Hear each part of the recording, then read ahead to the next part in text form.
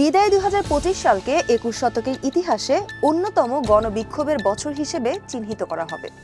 ২৪শে জুলাইয়ে ঢাকার রাজপথে ছাত্র জনতা অন্যায়ের বিরুদ্ধে যে সাহসের মশাল জ্বালিয়েছিল, ২৫শে এসে যেন সেই আগুনের উত্তাপই ছড়িয়ে পড়েছে বিশ্বজুড়ে। আর বিস্ময়করভাবে বিশ্বজুড়ে এইসব আন্দোলনের সম্মুখভাগে ছিল জেনজি বা তরুণ প্রজন্ম।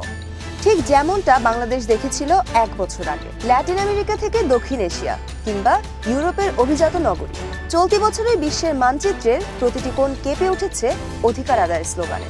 বছরের শুরুতেই এশিয়ায় গণতন্ত্রের বড় নাটকীয়তা দেখেছে বিশ্ব, যার কেন্দ্রবিন্দু ছিল দক্ষিণ কোরিয়া। ২০২৪-এর শেষে প্রেসিডেন্ট ইউন সুক ইয়োলের ব্যর্থ সামরিক আইন প্রচেষ্টার রেশ ধরে ২০২৫-এর প্রথমার্ধ জুড়ে সিউলের রাজনীতি ছিল উত্তপ্ত।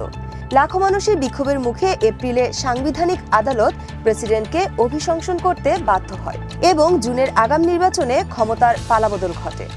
এশিয়ার এই রাজনৈতিক উত্তাপের রেশ না কাটতেই অস্থিরতা ছড়িয়ে পড়ে পূর্ব তিমুরে। বছরের মাঝামাঝি সময়ে রাজধানী দিল্লিতে জীবনযাত্রার অসহনীয় ব্যয় বৃদ্ধি এবং দেশটির পেট্রোলিয়াম ফান্ডের বা তেল আয়ের অস্বচ্ছ ব্যবহারের অভিযোগে বিশাল বিক্ষোভ দানা বাঁধে। তরুণ বেকারদের নেতৃত্বে গড়ে ওঠা এই আন্দোলনে পুলিশের সাথে সংঘর্ষ ও সরকারি স্থাপনা অবরোধের ঘটনা দেশটির ভঙ্গুর অর্থনীতি এবং নেতৃত্বের ওপর আস্থাহীনতাকে প্রকট করে তোলে।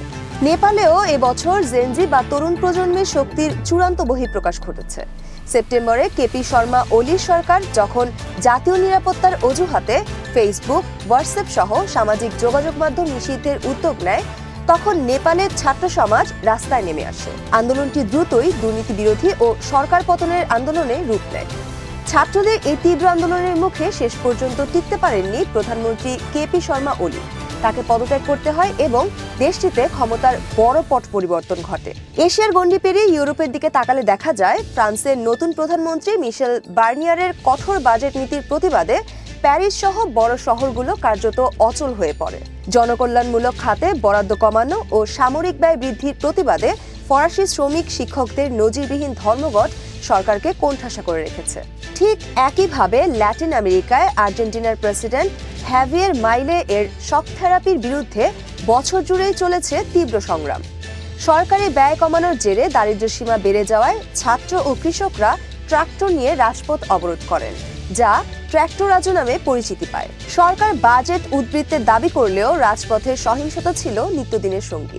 অন্যদিকে আফ্রিকার মোজাম্বিকে নির্বাচন পরবর্তী সহিংসতা ছিল এবছরের অন্যতম মানবিক বিপর্যয়। বিতর্কিত নির্বাচনের জেরে বছরের শুরুতে দেশটি অচল ছিল এবং পুলিশের গুলিতে ঝরেছে শত শত প্রাণ। যদিও শান্তি চুক্তি হয়েছে, কিন্তু বিরোধী প্রতিরোধ দেশটির একদলীয় শাসনে ফাটল ধরিয়েছে। বছরের শেষ ভাগে উত্তাপ ছড়িয়েছে পূর্ব ইউরোপের জর্জিয়া এবং দক্ষিণ এশিয়ার পাকিস্তানে। জর্জিয়ায় ইইউতে যোগদানের আলোচনা স্থগিত করার প্রতিবাদে তিবিলিসির রাজপথ রণক্ষেত্রে পরিণত হয়। ঠিক একইভাবে পাকিস্তানে ইমরান খানের কারাদণ্ড ও রাজনৈতিক দমনপীড়নের প্রতিবাদে ইসলামাবাদ ও রাওয়ালপিন্ডিতে বছরের শেষে নজিরবিহীন বিক্ষোভ দেখা গেছে। ইন্টারনেট বন্ধ করেও জনরোষ থামানো যায়নি। বাংলাদেশ ২০২৪ সালে স্বৈরাচারের পতন ঘটিয়ে বিশ্বকে যে বার্তা দিয়েছিল, ২৫শে এসে জেনজির নেতৃত্বে বিশ্বের বিভিন্ন প্রান্তের মানুষ যেন সেই বার্তাকেই ধারণ করেছে। প্রযুক্তির ব্যবহার এবং কোনো একক নেতৃত্ব ছাড়াই স্বতঃস্ফূর্তভাবে জ্বলে ওঠা এসব আন্দোলন আগামী দিনের বিশ্ব নেতাদের জন্য এখন এক বড় সতর্কবার্তা।